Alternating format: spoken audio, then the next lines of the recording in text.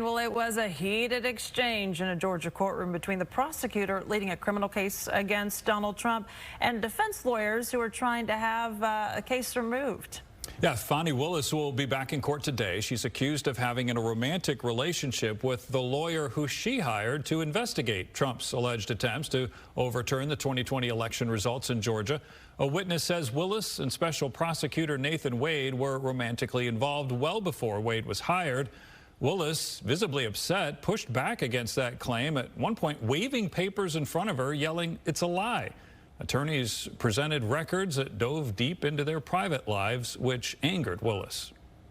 I object to you getting records. You've been intrusive into people's personal lives. You're confused. You think I'm on trial. These people are on trial for trying to steal an election in 2020. I'm not on trial, no matter how hard you try to put me on trial. Trump and co-defendants in this case argue that the relationship presents a conflict of interest. If a judge finds that to be true, Willis would be disqualified from the case. A new attorney would be brought on to either take over the prosecution of Trump or drop the case. Russia says the country's opposition leader and most prominent critic of President Vladimir Putin has died in prison. The country's prison service claims Alexi Navalny lost consciousness earlier today. Navalny gained attention as an anti-corruption activist.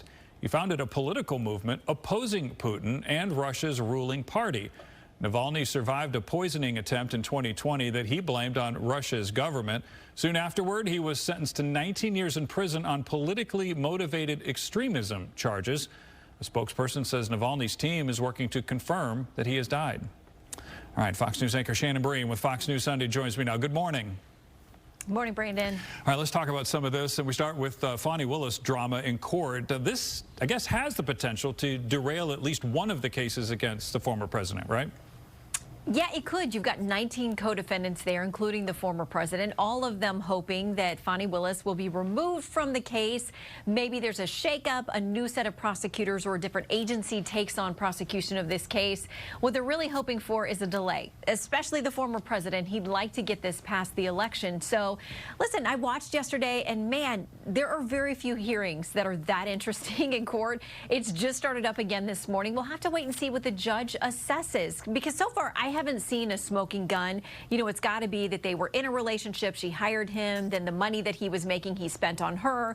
I didn't see those connections yesterday. They both have said under oath that the relationship started after he was hired, and also that she paid him back in cash for their trip. So it's going to be up to the judge's assessment about what he believes about their relationship.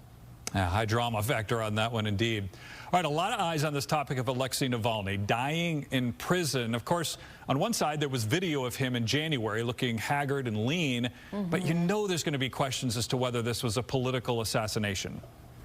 Absolutely. The man has been poisoned. He has been imprisoned. He has the message has been very clear that you don't oppose Putin.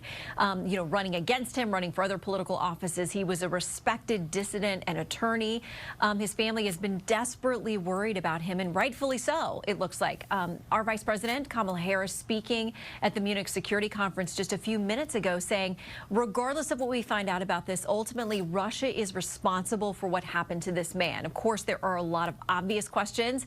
We're going to get a very sanitized version probably from Russia about exactly what happened, but she even said they're still at this point trying to confirm his death. So those are the reports.